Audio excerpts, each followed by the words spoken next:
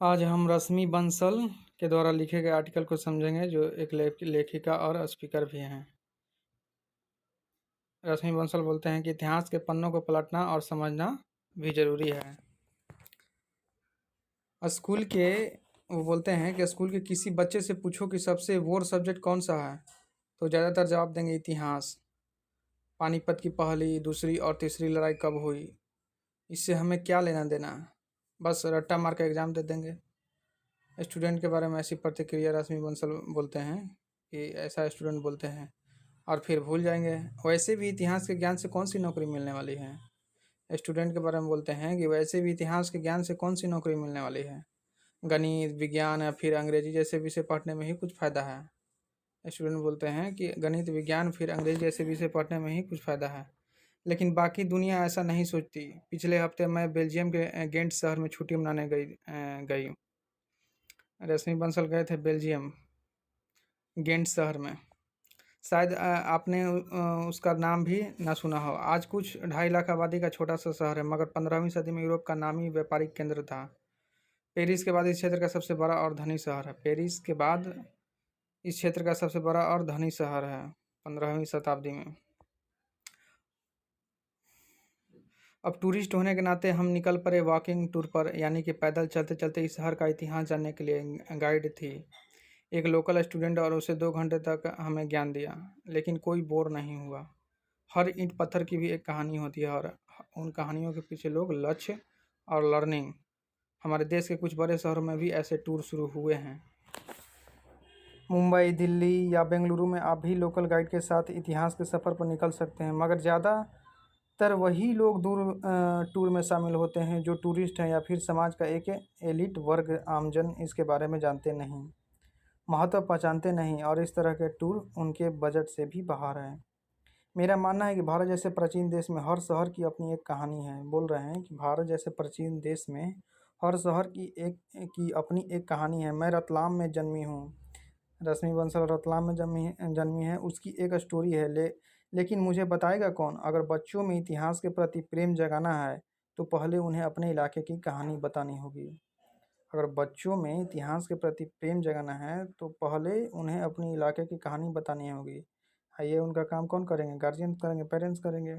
और रोज़ की ज़िंदगी में इतिहास की झलक दिखानी होगी, और बच्चों को अच्छा तरह से बताना होगा कि हमारा क्या इतिहास रहा है। हम जो खाते हैं, पहनते हैं, बोलते हैं, सब में प्राचीनता से संबंध है। जैसे कि चंद्रगुप्त मौर्य के समय में शरीर के निचले हिस्से में अंतरिय पहना जाता था, जिसे हम लंगोट कहते हैं। ऊपरी हिस्से में औरतें स्तनपट पहनती थी, आज की उसको चोली बोलते हैं। और कंधे पर लहराता था उत्तरीय, जो अब दुपट्टा बन गया है। देखा जाए तो पूरी तरह से शरीर ढकने का कोई रिवाज नहीं था, ना आदमी के लिए ना औरत के लिए। पेटीकोट, ब्लाउज वगैरह का चलन अब आया है, जब देश में मुगल आया और फिर अंग्रेज। बोल रहे हैं कि पेटीकोट, ब्लाउज वगैरह का चलन जो है भारत में, ये मुगल और अंग्रेज आने के बाद हुआ है। जिनकी आंखों को खुला बदन नहीं सुहाया। हालांकि प्राचीन वेशभूषा मौसम के लायक थी, आरामदायक थी, मगर आज हमें लगेगी अश्लील। प्राचीन समय में लोग उतना शरीर पर ध्यान ज़्यादा नहीं देते थे, और शरीर केंद्रित उतना जीवन भी नहीं व्यतीत करते थे, इसलिए कोई किसी को समस्या नहीं होती थी। मगर मुग़ल और अंग्रेज़ के आने के बाद जो है वो सब का नज़र ख़राब होने लगा, इसलिए जो है धीरे धीरे ये सब का क्या ब्लाउज, पेटीकोट वगैरह ये सब जो भी है का प्रचलन बढ़ने लगा।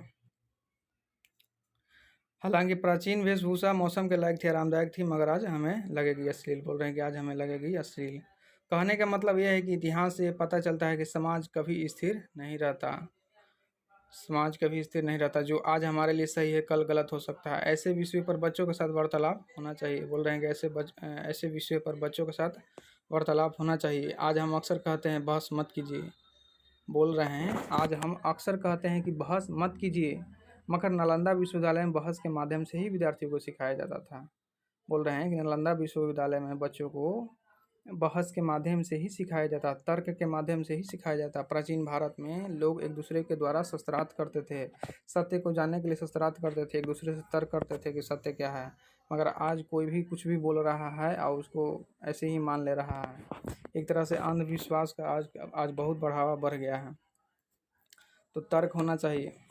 खैर शायद इतना समय आज किसी टीचर के पास नहीं है। बोल रहे हैं कि अब तर्क करने के लिए इतना समय टीचर के पास नहीं है, क्योंकि वो सिलेबस पूरा करना चाहते हैं, वो सिलेबस पूरा करना चाहते हैं, इसलिए वो तर्कवादी नहीं होते और उतना अच्छा से जीवन के बारे में समझाते भी नहीं है। बस अपना सिलेबस पूरा करो और एग्ज़ाम दो और फिर भूल जाओ।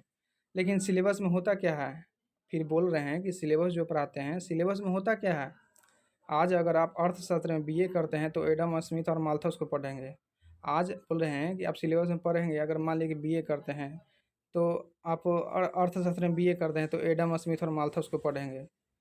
पर जो हमारे देश के अर्थशास्त्री थे चाणक्य के अर्थशास्त्र का कोई ज्ञान प्राप्त नहीं होगा। ऐसी शिक्षा पाकर अपनी सभ्यता के प्रति हीन भावना उत्पन्न होना स्वाभाविक है। बोल रहे हैं कि भारतीय लोग अगर अर्थशास्त्र से बीए करते हैं तो स्मिथ और माल्थस को ही पढ़ेंगे, ना कि कौटिल्य और चाणक्य को। इस कारण से ऐसी शिक्षा पाकर अपनी सभ्यता के प्रति हीन भावना उत्पन्न होना स्वाभाविक है। विद्यार्थी को हीन भावना उत्पन्न होना स्वाभाविक है अपने देश के प्रति। हम भारतीय किसी से कम नहीं हैं। रश्मि बंसल बोलते हैं हम भारतीय किसी से कम नहीं है, पर अंदर ही अंदर फिर भी चाहते हैं कि वो लोग हमें शाबाशी दें। फिर भी हम दूसरे के शाबाशी के फेर में लगे हुए रहते हैं कि बाहर वाला कोई शाबाशी दे। आजकल भारतीय लोग अंग्रेज को बहुत ही नकल करने लगे हैं। जब विदेश में लोग हल्दी डालकर दूध पीने लगे और स्टारबक्स में बिकने लगा, तब हमें दादी माँ के नुस्खे की वैल्यू पता चली। चाहे आयुर्वेद हो या योग, पहले एक्सपोर्ट हुआ और फिर अपने ही देश में लोगों ने उसे अपनाया। बोल रहे हैं कि चाहे आयुर्वेद हो या योग, पहले एक्सपोर्ट हुआ और फिर अपने ही देश में लोगों ने उसे अपनाया। तो हाँ, डॉक्टर इंजीनियर या सीए बनना उपयोगी है। बोल रहे हैं कि डॉक्टर इंजीनियर या सीए बनना उपयोगी है जीविका के लिए उपयोगी है, मगर लेकिन इतिहास के पन्नों को पलटना और समझना भी जरूरी है। अगर पेड़ की जड़ें मजबूत नहीं हैं तो क्या वो पनप पाएगा?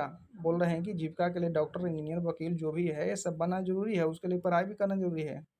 मगर बोल रहे हैं कि मगर अपनी जो सभ्यता, अपनी जो संस्कृति है, उसकी जड़ को अगर नहीं पहचानेंगे, बोल रहे हैं कि अगर पेड़ की जड़ें मजबूत नहीं हो तो क्या वो पनप पाएगा? बोल रहे हैं कि किसी भी पेड़ का जड़ मजबूत ना हो तो वो पनप पाएगा। यही कमजोरी आज हमारा समाज महसूस कर रहा है और यही कमजोरी जो है आज हमारा भारतीय समाज महसूस कर रहा है। कल की ओर बढ़ते हुए पुरातन ज्ञान को भी सम्मान मिलना चाहिए। बोल रहे हैं कि कल की ओर बढ़ते हुए पुरातन ज्ञान या प्राचीन ज्ञान को भी सम्मान मिलना चाहिए। इतिहास बताता है कि हर देश का एक गोल्डन एज होता है, फिर लोग सुस्त और दुष्ट हो जाते हैं। इतिहास बताता है कि हर देश का एक गोल्डन एज होता है, एक अपर पीक होता है, उसके बाद फिर ग्राफ जो है गिरने लगता है, फिर लोग सुस्त और दुष्ट हो जाते हैं। मेहनत और प्रतिभा के बल पर दूसरा देश उभर कर आता है और फिर मेहनत और प्रतिभा के बल पर दूसरा देश उभर कर आता है। आज हम इसी पड़ाव पर हैं। आत्मसम्मान बढ़ाइए, देश को ऊंचा ले जाइए। आप लोग आत्मसम्मान बढ़ाइए और देश को ऊंचा ले जाइए। ठीक है, आज के आर्टिकल में इतना ही। धन्यवाद।